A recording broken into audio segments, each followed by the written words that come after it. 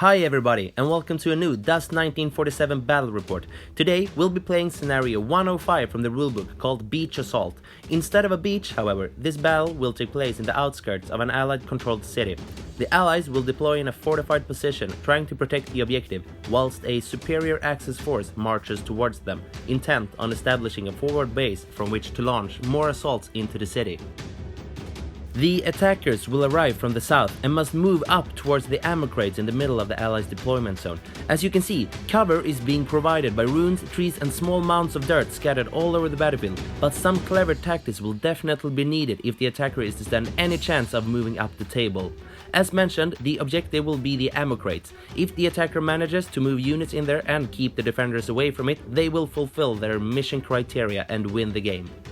The Allies will be defending, and they have 65 action points to spend on their force. They have 7 units altogether with a solid mix of infantry, armor and heroes. The force is led by a Ranger command squad, complete with all the juicy special command abilities such as reactivation, heals and repairs. Next up is a unit of Ranger assault squad, a unit with various deadly but short-ranged weapons. The Allies also have a Ranger Combat Squad, a straightforward unit that is able to put the hurt on enemy infantry as well as walkers.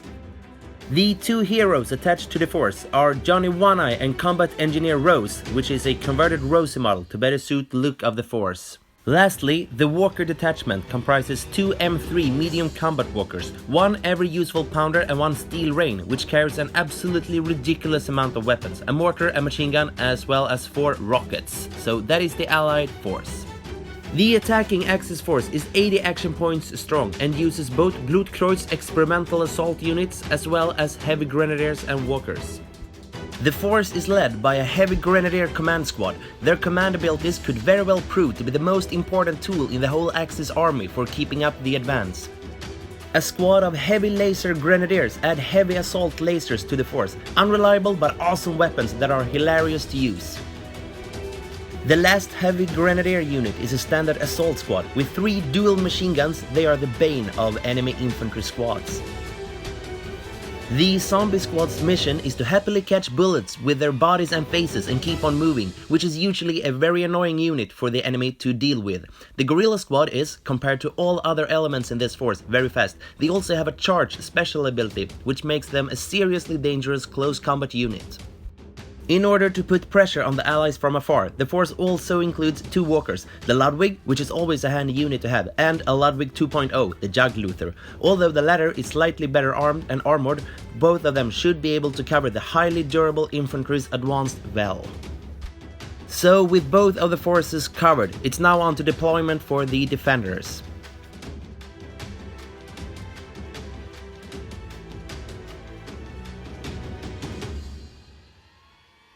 The Allies decided to concentrate their units to 3 areas. The Steel Rain, Combat Rangers and Rose have all taken up positions behind some trees on the right flank, ready to sweep towards the objective if necessary. The Pounder and Command Squad have been placed inside a ruin in the center, just behind the ammo crates. Their job will be to act as a bunker, lending fire support whilst staying behind cover. Lastly, Johnny One-Eye has led the Assault Rangers into a forward position in the ruins just beside the objective. Their shotguns should hopefully be able to scare off any gorillas or zombies that get a little too close for comfort. Turn 1 saw the Allies winning priority, but they decided to let the Axis player move out first. And so, the mighty Jugluther slowly entered the battlefield in a center-left position.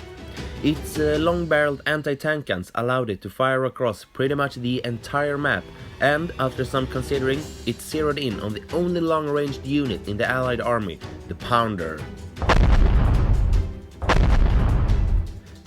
There were a lot of intervening terrain, however, and unfortunately for the Axis, the one shot that hit was blocked by the ruins, and so the Pounder remained unharmed. The Pounder immediately answered the shots and so fired back at the Jugluther, but not even sustained fire would allow it to hit the Axis walker. Then the zombie squad started their long shambling walk up the table. The Allies didn't really want to move units around too much at this point. The combat rangers on the right flank and attached engineer rows shuffled a little, however, in order to secure a good firing position for coming turns. The Axis then decided to move up the heavy assault grenadiers on the right flank. After some running, they paused for a breather behind some cover. Since the allied player only performed nothing actions this time, the Axis got to go again. This time, they moved up their heavy grenadier command squad, but their attempt to reactivate the Jagluther failed. The allied command squad then tried to perform the same trick on the Pounder, and they succeeded.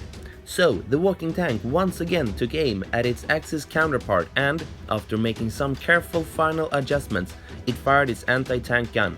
The gunner had obviously learned from earlier mistakes, as the shot this time around flew over the ruins and straight into the Jagluther.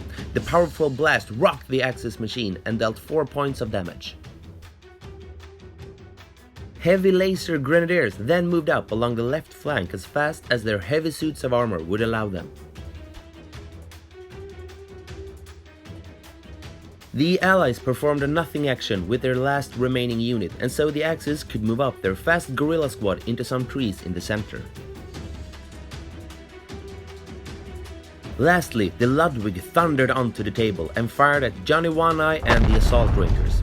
Only its dual anti-tank guns were in range though, and the shot didn't cause any lasting damage at all, besides putting an under fire token on the unit. In turn 1, the Axis force has put some early pressure on the defenders with their walker units, even though the Jagluther is currently losing its duel against the Pounder. Other units have continued to move up. The Axis have a strong core of units in the center, but also have heavy grenadier units on both flanks. Hopefully, their advance will continue without casualties for another turn. The Allies have pretty much maintained positions. There has been incoming enemy fire, but no damage has been taken this far. The Assault Rangers and Johnny One Eye will most likely come under heavy fire very soon though, but if they can keep their heads down and serve as bullet magnets, the other elements of the force should be able to rain shots down the table freely. Right now, the plan is to keep key units such as the Steel Rain out of trouble and react to the Axis players' moves. The Axis forces comfortably won priority for turn 2 with 2 faction symbols against only 1. They chose to activate the Heavy Grenadier Command Squad. First, the unit moved further up the field, and then the engineer set to work with his giant wrench, repairing 2 damage points on the Jagluther.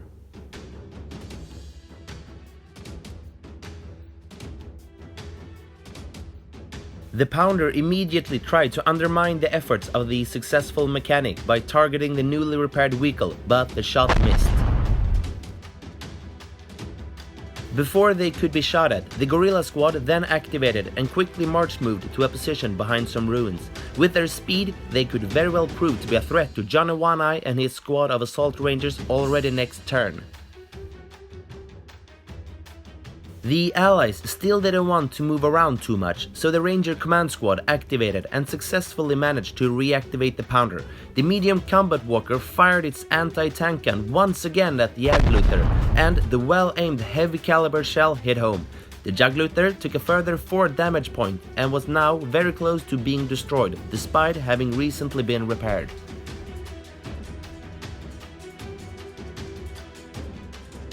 The Axis decided to commit to the assault on the Allied-held central ruins and so activated the Heavy Grenadier Assault Squad. The unit moved up to get within the range and then unleashed a volley with their machine guns. A total amount of 33 shots were fired and 12 hit their mark. The Allies failed 5 of their cover saves, and even though Johnny One Eye could soak up 4 of the wounds, 1 Ranger was felled by the barrage. Hearing the machine gun fire and the screams of their comrades, Combat Engineer Rose ordered his unit of combat rangers to move closer to the objective, ready to reinforce the central position. The heavy laser grenadiers then continued their march along the left flank, their lasers continuing to hum silently for now. Being severely wounded only increased Johnny One-Eye's lust for revenge. Thus, he carefully leveled his own machine gun and fired. The Heavy Grenadier's Infantry Value of 3 meant he only got 4 shots, but in heroic fashion he managed to hit with all of those. The Heavy Grenadiers then failed all of their infantry armor saves, but were saved from complete annihilation by the damage resilience of their armor. Still though, 2 of the troopers died in the Allied forces' return fire. Realizing the importance of maintaining pressure, the Ludwig then moved up and fired its dual anti-tank guns at Johnny One-Eye's squad. The blast killed a ranger and also, perhaps more importantly, suppressed the unit.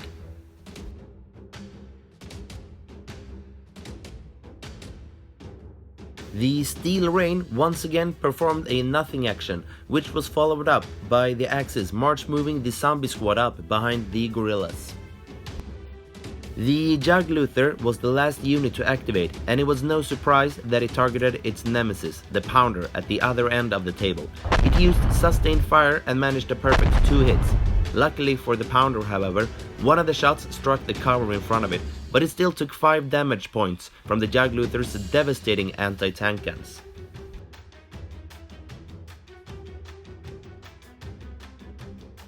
Now, the Axis assault has truly begun. Fire has been pouring in at the Allies' central defenses, forcing them to keep their heads down. The guerrilla squad has been moved into a position to charge in, and the slower moving zombies are preparing to create a second wave right behind. Although having suffered a few casualties on the right flank, the force has in general been advancing according to plan.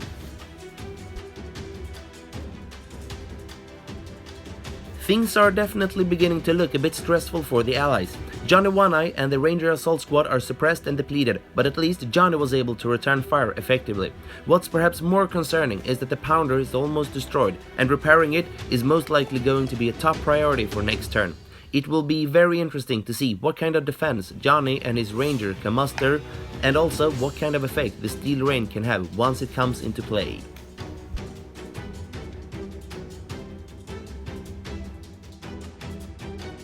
Turn 3 saw both sides scoring 1 faction symbol each in their priority roll. Since the number of hit markers rolled determines the winner in case of a draw, the initiative went to the Axis.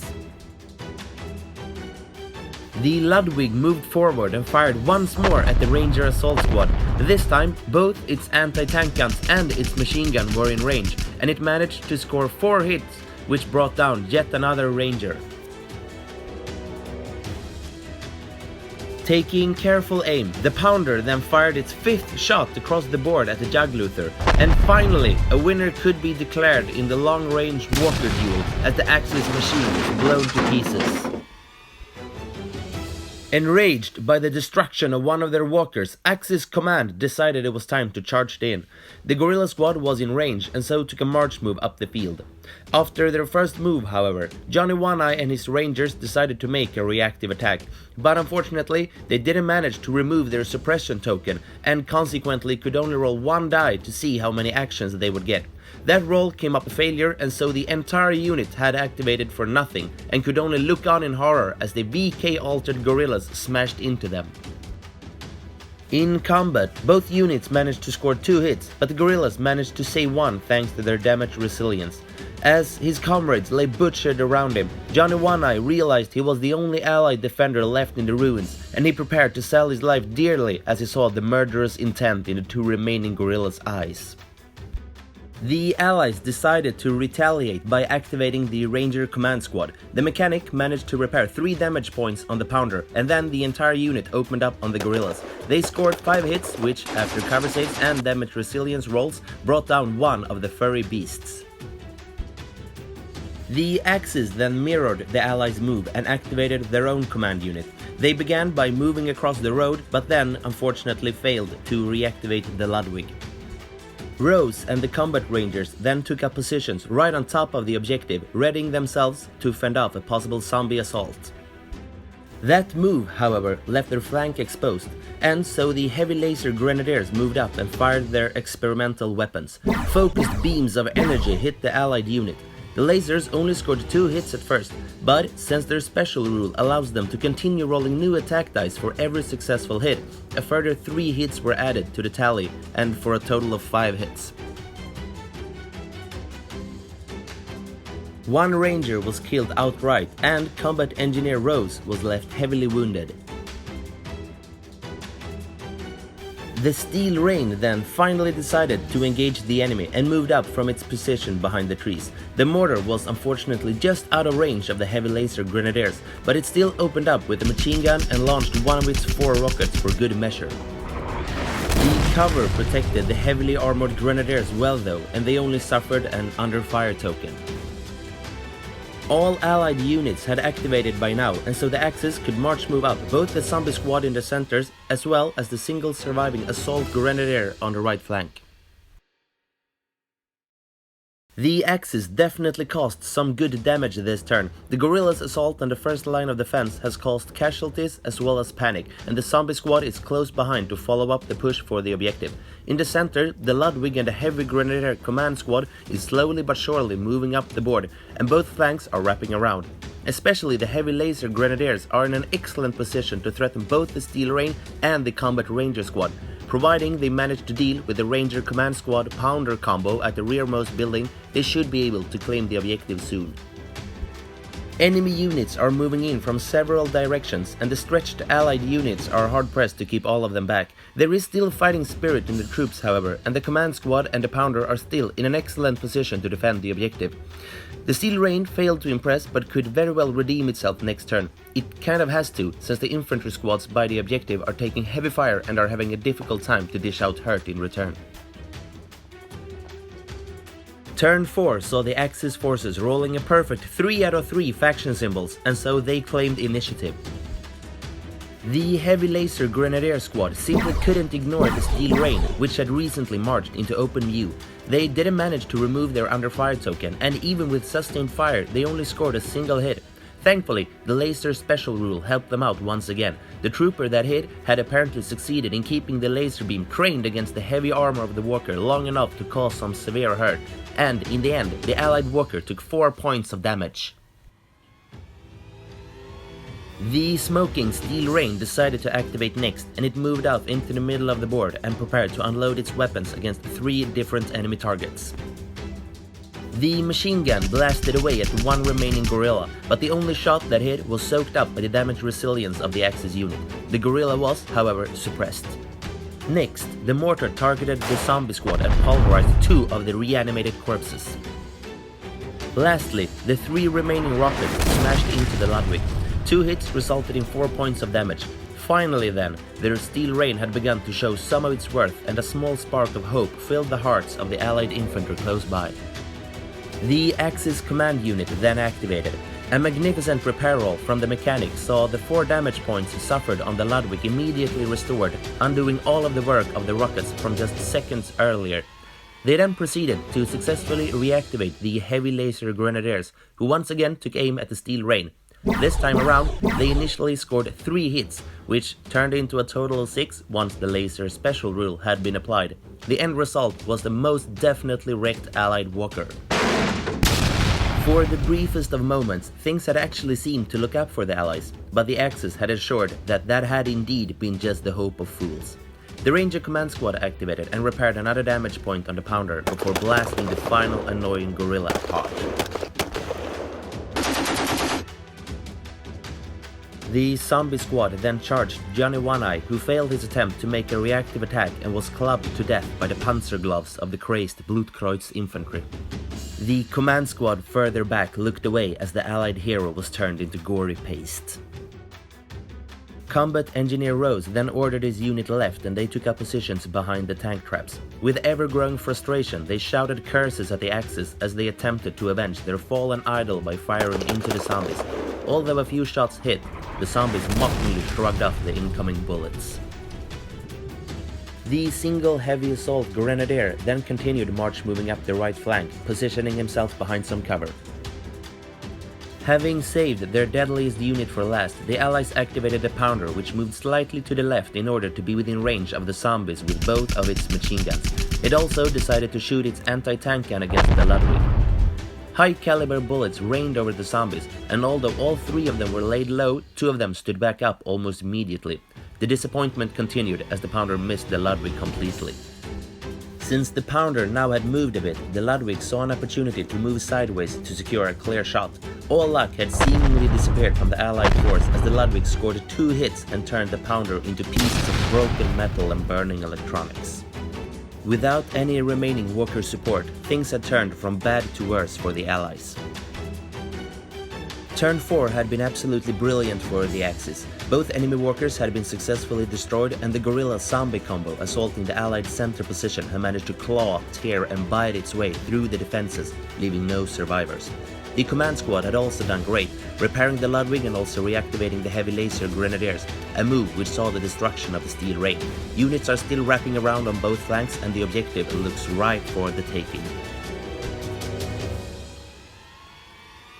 The Allies now stand a very bad chance of killing all remaining Axis forces. The walkers are destroyed and it's all up to Rose and his combat rangers and the command squad now. They can still win the game though, providing they can survive for 8 turns and deny the Axis forces the objective. Thus, it looks like the infantry will have to hug cover and simply pray for good cover save rolls to keep them in the game. Their luck has indeed been terrible, so at least statistically they should be able to improve in that regard. Statistics and board games rarely work very well together though. At the start of turn 5, the Allies finally managed to seize the initiative. They activated the command squad, which desperately fired everything they had at the undead Axis troops who had simply refused to die, or rather die again. At last though, this volley of shots found vulnerable parts in the zombies' heads and took out the final 2 members of the unit. The heavy laser grenadiers then advanced along the smaller road and took up firing positions behind some tank traps.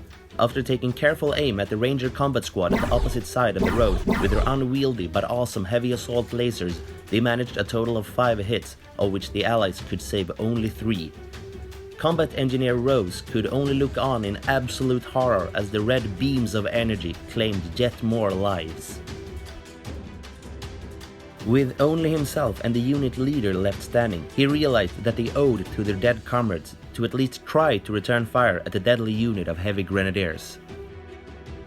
They therefore climbed on top of a pile of crates and fired their automatic rifle and bazooka.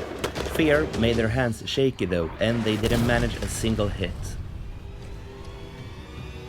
The lone heavy assault grenadier then broke cover and moved within range of the Ranger command squad. Despite his dual machine gun granting him 11 shots, he only scored 1 hit, which was blocked by the ruins. Next up was the Ludwig, which remained stationary in order to use sustained fire. The machine gun was leveled at the very depleted Ranger combat squad and the dual anti-tank guns were aimed at the Ranger command squad. After the smoke had cleared, the combat ranger leader had been killed as well as the mechanic from the command unit. The Ludwig had really been doing great these last few turns, and after the heavy grenadier command squad had moved further up the field, they tried to reactivate it for possibly another effective volley, but unfortunately for the Axis, their reactivation attempt failed. The Axis forces are now in full control of the battlefield. The heavy grenadier units have continued to pour in fire from both flanks, and the Ludwig have constantly been adding more firepower into the mix. The command squad have been providing repairs and reactivations as they slowly move up the field, and they will probably remain close to the Ludwig for maximum effect. It looks like nothing can stop the Axis from winning the game, but their objective is still to capture the ammo crates, and they need to keep their focus in order to eliminate all remaining allied units so that there won't be any objective denying shenanigans coming from them. The allied units, which were once part of a much larger defense force, are now fighting 2 battles, one very obvious against the Axis and another one against time. Could they possibly hold on and survive for a few more turns?